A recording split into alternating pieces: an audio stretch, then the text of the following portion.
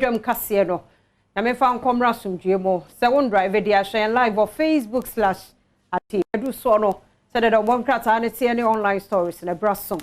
Ai, o man hene kwabna asante Benjamin asante da kon. Na so de. De esie so ka me ho. Be me na no pe ye mo ache. Oh, me da si ma che. Be bia boko de. Why fence? Da si why fe pa that bia impine de ese unya de. No, incoming chief of staff. Position no so. Yeah. Had the pama ho. Said yeah, I was sick can say me na me ya po. Me kan incoming chief of staff. Yeah. Ebuburo kosua ade ebeye ntumi nsei. Wa wonyuma na. Onyame shira enu na ema onipa eye odefo. Ti we di onyame shira ne bia no osefo ntumi nsei no. Ebeye.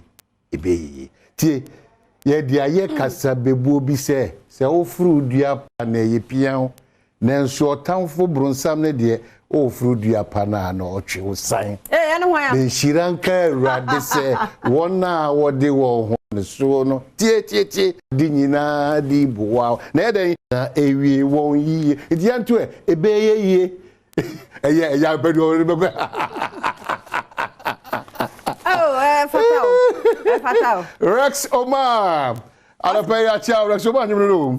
Oh, that's how they are. I say Pastor Love. Hey, Pastor Love e twa nyum go baga. Pastor Love na wo nyum. So no church lo nyum sa. Hey, abadi watch you. What you my call lines when you say that we a serious guy. And then general need that toss we do so kakra man for say your third week. Last I say over Kayana me catch say 24th and I'm right December 31. O see there be I'm right even 2nd December na if you am gwade yam say bim because there be o munya kasa bebe no nke ba 31st kran kanya hwi o am for say there be nti misraw 2nd we do 3rd week I did no so ka be di adi wa beti ma call bankers on no corner quality salary advance. If we be say be advance. Obi also react as all the salary advance. Oji na say general no call monitors to crow them. Mu fiero anom so last year na me say appeal.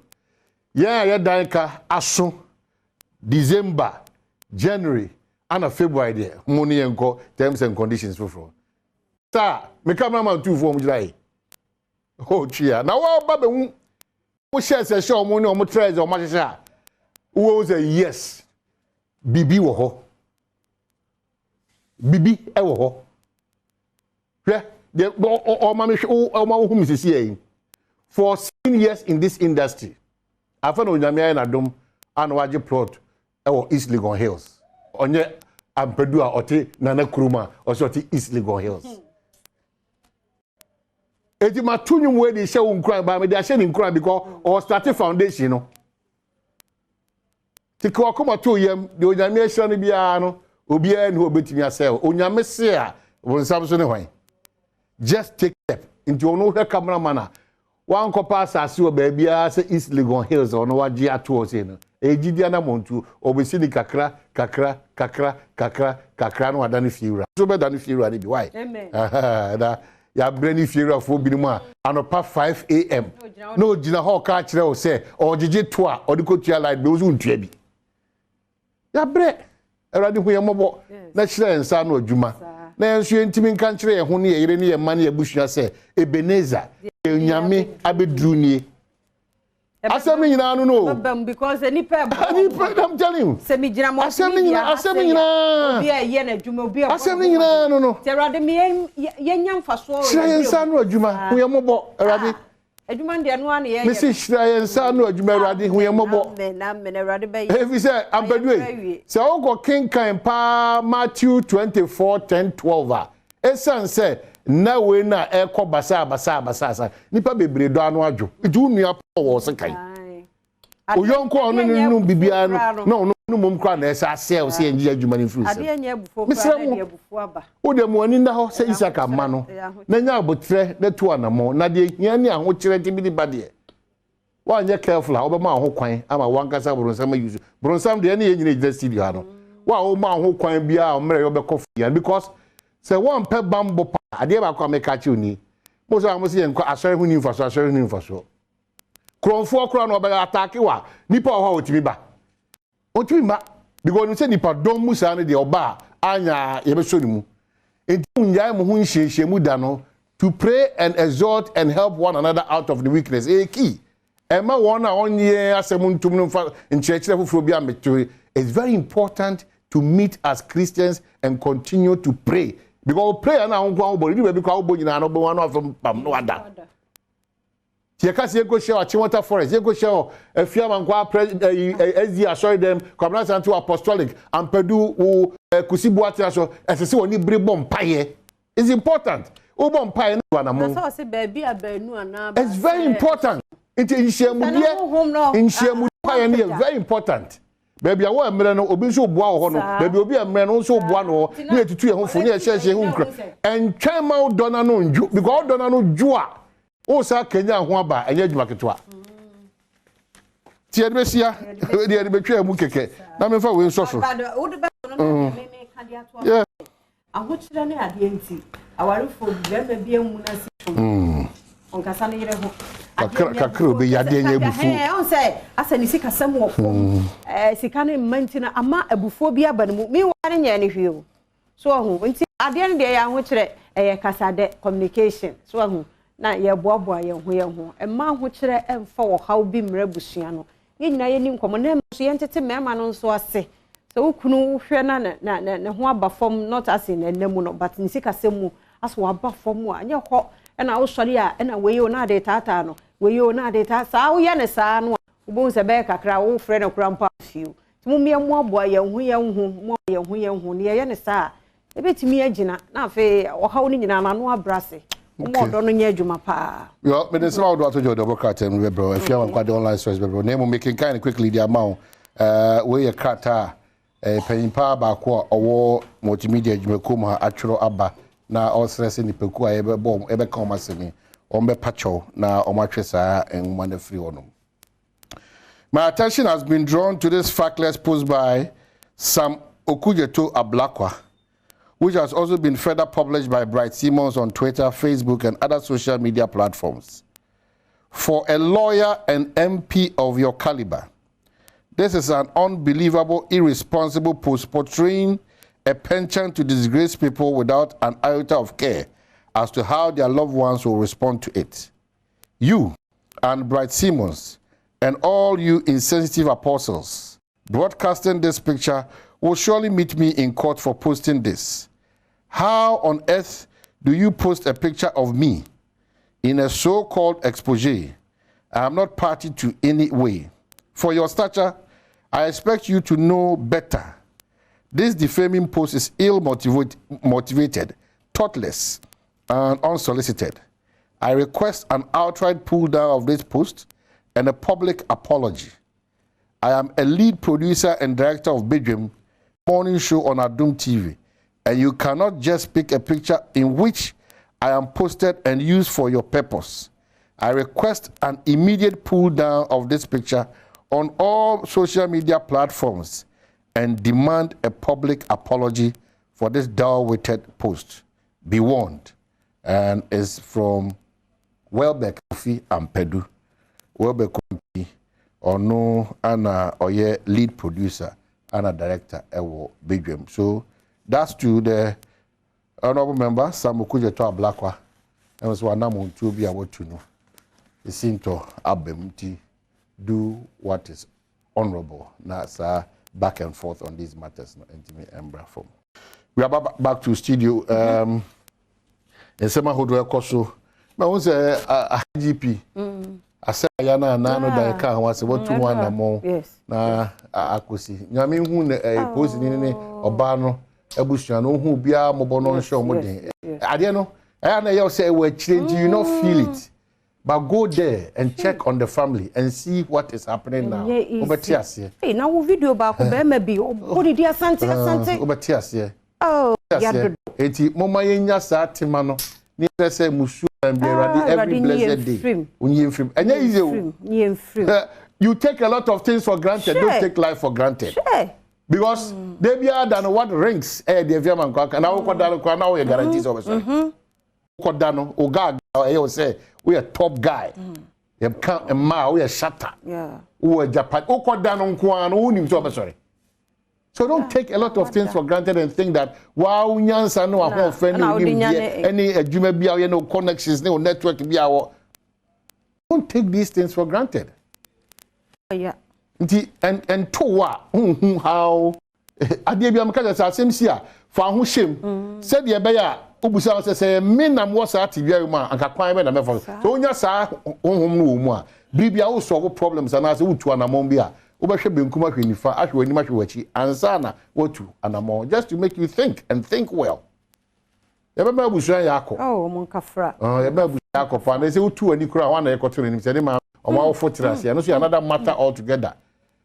Emma anesie awofo nya awofo anesie ma why adna nyome dan ya the reverse it be bisa na touch ma the problem kese na aba Emma anesie awofo is never done say awofo bekwa kosie ma till let's pray so onyame hu ye nyina ya mo na ya awofo yensi omo animunyam mu na yenso ye ma emesie ye animunyam mu nyina di mpempenso bi a onyame hu sa fe yenkode ya ho very important bakwabna kan ya ye kan odi ma kana no pay so who say wo dia ma onuan so ye because saving ye fa ijasihie ya na say your community say you be e benwa imagine efie na bi efiri ho a nso eba ho nti wo kaya no akai wo community na mutimu no obi ya because obi assign wetimi eba so hey eje she say you omu nyina de free ho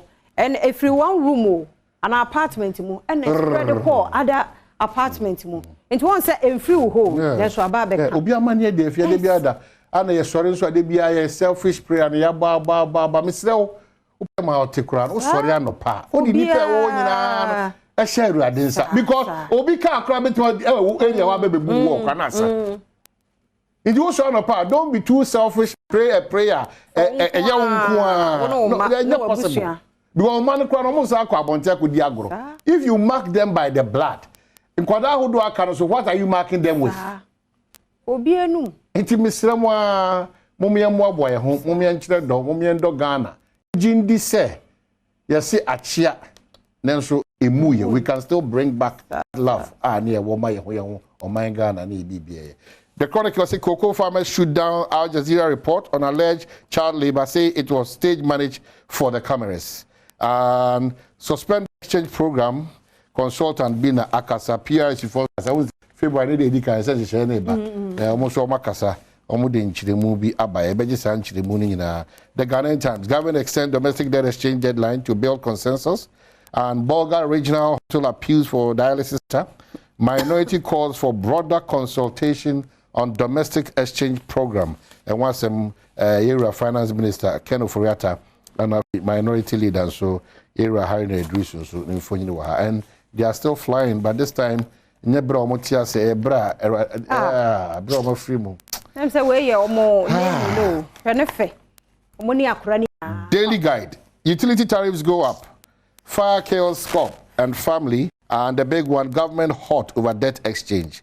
GRA aims high in 2023 and court refuses to hold coup plotters trial.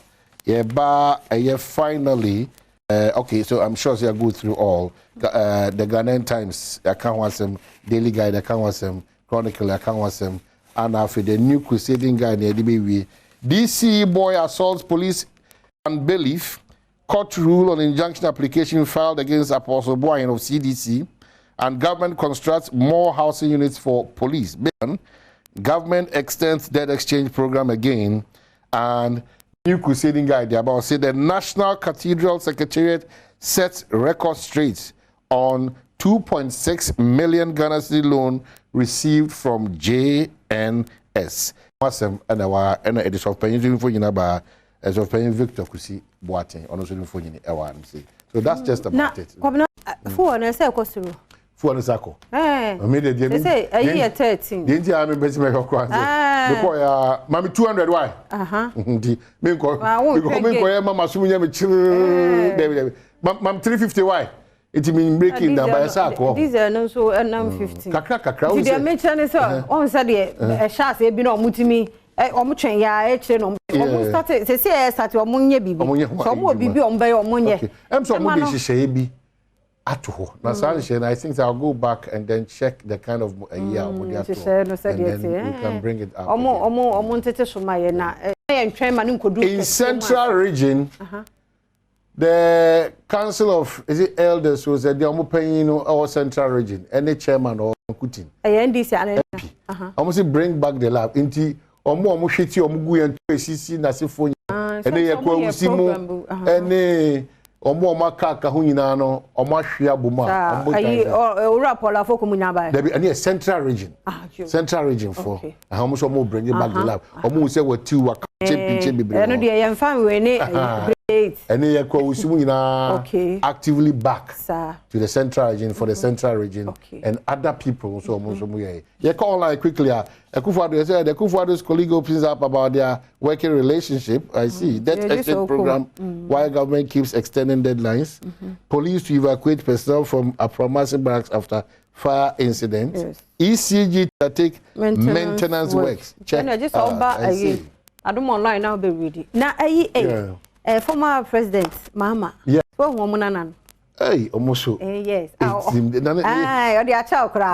Former first lady. I said I saw Mukonda will be sad. Will be releasing more. Yeah. And I will try to be a victory by victory baby. You know. And we say, Mampania Day. I will born another. Said also time about no, yeah, man, Chefia. What am I paying dinner? Not who will be going to use a crown of picture. John Damani, Mamma, I know former president, Chamina, Bassa. I'm sure she's a great person. And I found a door so far. Now, when a Nana.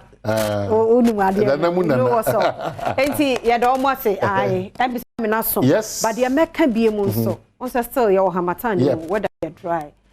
Ubia, Ufia, what's here. So, walk out da, penny moon, a woman. The say, Nakoche said, Bia, a ya, Mummy and try Sardian. Would they say, even what dime for? What to say to be beer, what they say, none of them, Miami, dear. Say, I'm not paying money, see a check. Paymuno knows what branch of a muda. When I'm a French, I wouldn't say that's my dear chin, a dining kino. Why? Is he dining? Oh, I think you are one Tibet, maybe. That's it. Yes, actually. The initiative and the bonus you. Oh, rapport proper, seeing in Ibana Kitubia Cavasio. The Onyamina dear Coba, but sometimes, yes, you are one yet careful, Cacrebia, Bonobia found one. Yes, a year, yes, Tessa, who will be a yoba and one, you're no sooner refi, or no sooner so be bay. And some will be bay. Professor E.K. Wallace, a cafon. Oh, sir, so only monkey a trasho, I'm a baby. Oh, Professor E.K. Wallace. Oh, not gun a ball, Bonhua Manegu Potol. And ye can't table tennis, ye can't lawn tennis, ye can't golf, ye can't Debbie. Obey Obercasapi. On the majority say, or a professor in the game. But much I am high. I'ma bring back the love. Ghana Premier League, you know. Ashita. And what's only be brave. The prof, yeah, dear Jow. I know you hack a crack. No, you channel a crack. Near was a pump in my pa. Prof. You see how she'll be. Bye bye.